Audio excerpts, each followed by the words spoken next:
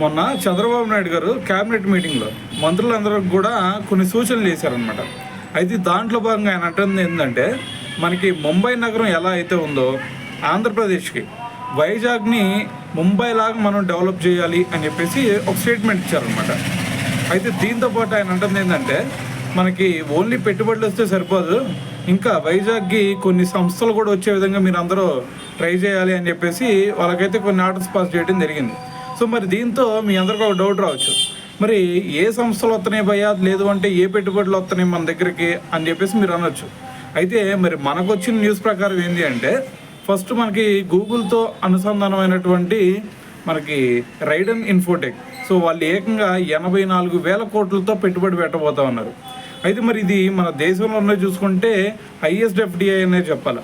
అయితే ఇంకో పక్క చూసుకుంటే మనకి టీసీఎస్ కానీ సిఫీ కానీ వీళ్ళిద్దరు కూడా డేటా సెంటర్లు ఏర్పాటు చేయబోతూ ఉన్నారు. సో ఇంకా చెప్పాలి అంటే మనకి అదానీ గ్రూప్ ఉంది కదా, సో వాళ్ళు వచ్చేసరికి మరి టెక్ పార్క్ కూడా నిర్మించబోతున్నారని చెప్పేసి ఒక న్యూస్ అయితే వచ్చిందనమాట. సో మరి ఓవరాల్గా చూసుకుంటే ఇవన్నీ మరి ఖచ్చితంగా ఇవన్నీ వస్తే మాత్రం ఖచ్చితంగా మరి వైజాగ్ నెక్స్ట్ లెవెల్కి వెళ్ళిద్దనే చెప్పాలి.